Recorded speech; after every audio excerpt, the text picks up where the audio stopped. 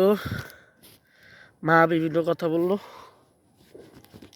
মায়ের কথা ফাঁকি দিয়ে এই আন্দোলনে আসলাম। আজকে আজকে আমরা ভাবতে পারি নাই মানুষ আমাদের এত সঙ্গ দেবে।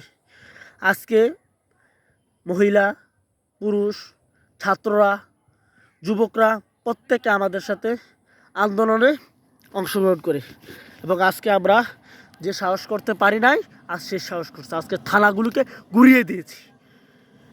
একবারে ঘুরিয়ে দিয়েছি, পুলিশগুলোর মাথা ফাটাই ফেলাইছি,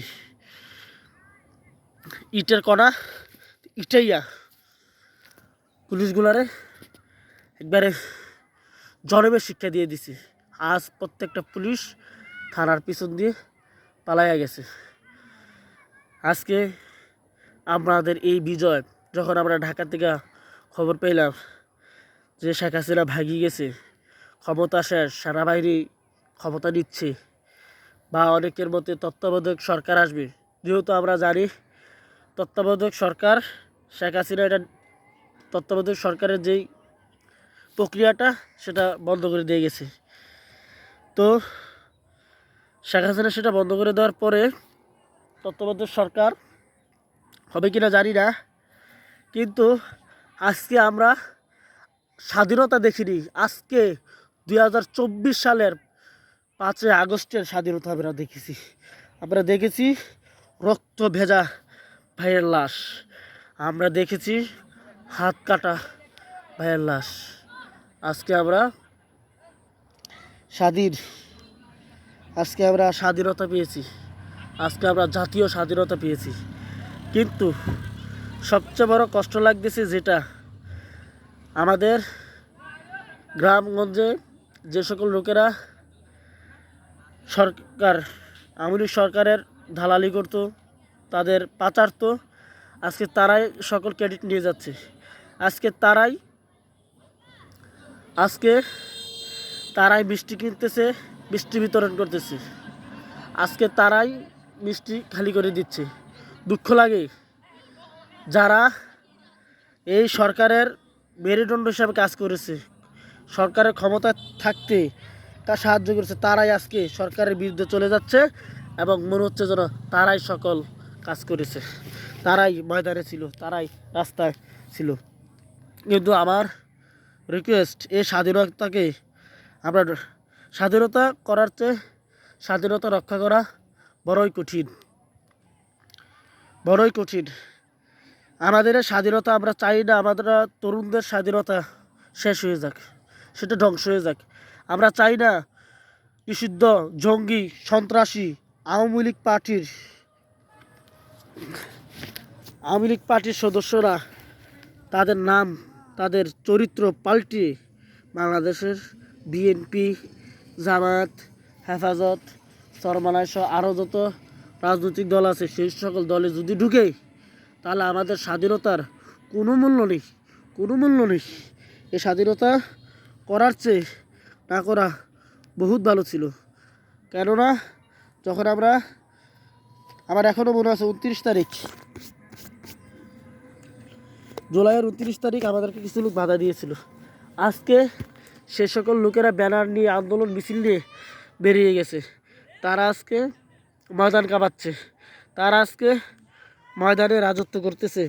দুঃখ লাগে যারা আমাদের বিরুদ্ধে থাকলো তারা কিভাবে নিজেদের রং পাল্টিয়ে আবার অন্য রাজনৈতিক দলে ঢুকে। আমার একটা অনুরোধ জাতির কাছে, সেটা হচ্ছে প্রতিটি রাজনৈতিক দলের প্রতিটি কর্মীকে আপনারা দেখেন সে অন্য কোনো রাজনৈতিক দল, আওয়ামী লীগের, ছাত্রলীগ, যুবলীগ, সন্ত্রাসী লীগের সদস্য ছিল কিনা, সে আওয়ামী লীগ করতো কিনা তা দেখেন। আজকে দেশে অধিকাংশ মানুষই হঠাৎ করে, যারা আওয়ামী লীগের স্লোগান দিত, ধ্বনি দিত, তারা আজকে হঠাৎ করে বিজয়ের পরে তারা নিজেরাই হাসিনার বিরুদ্ধে নেমে গেছে। তা আমরা জানি এটা সাময়িক সময়ের জন্য তারা নামেছে, তারা দেখানোর জন্য নেমেছে যে আমরা আওয়ামী লীগের বিরোধিতা করি, কিন্তু আসলে তারা প্রত্যেকেই আওয়ামী লীগের পাঁচাটা দালাল ছিল। যেমন আমি আপনাকে একটা উদাহরণ দিতে পারি, আমার পিছনে ক্যামেরা যাচ্ছে না, দুইজন লোক দেখতে পাচ্ছে আমার পিছনে, তারা আমলিক। তারা আজকে মিছিল মিটিংও দৌড়াইতেছে। তারা আজকে প্রত্যেকে আমার মতো এই কাপড় লাগাইছে। আমার কষ্ট, আমার দুঃখ, এত কষ্ট করে এই স্বৈরার শাসক হাসিনাকে পতন করলাম, আর এই স্বৈরার শাসকের পক্ষ নিয়ে যারা আমাদের উপর হামলা মামলা করলো, যারা তাদের পক্ষ নিয়ে তাদের স্লোগান দিল, তারা আজকে তাদের বিরোধিতা করছে। কারণ তারা নিজেদেরকে বাঁচানোর জন্য তাদের বিরোধিতা করছে। আমি চাই বাংলাদেশের বিএনপির সর্বপ্রধান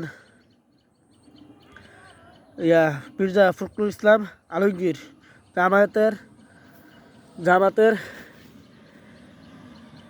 জামাতের নামটা আমার খেলা যেতেছে না, জামাতের ডক্টর শফিকুল ইসলাম, ওনারা আছে, চরমনার ফয়জুল করিম, হেফাজতের মামুনুল হক সহ। এই যে আমি একটা কথা বলি, আমার দাঁড়িয়ে আছে বলে আমাকে পুলিশ গালি দেয়, জঙ্গির বাচ্চা, শিবিরের বাচ্চা, খানকিবাগির বাচ্চা, কুত্তার বাচ্চা করে আমার পুলিশ গালি দেয়। আমার এক বন্ধু হিন্দু, তারে পুলিশ পিটায় আর বলে তুই তো শিবির, সে কয় আমি হিন্দু।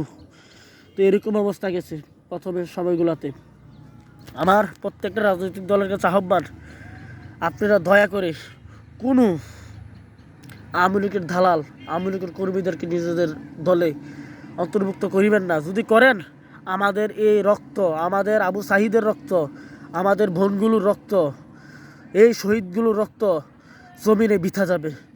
যদি তাদের রক্ত সার্থক হয়, তাহলে আপনারা আপনাদের রাজনৈতিক দলগুলোকে ঐক্য করবেন এবং কোনো আওয়ামী লীগের গুন্ডা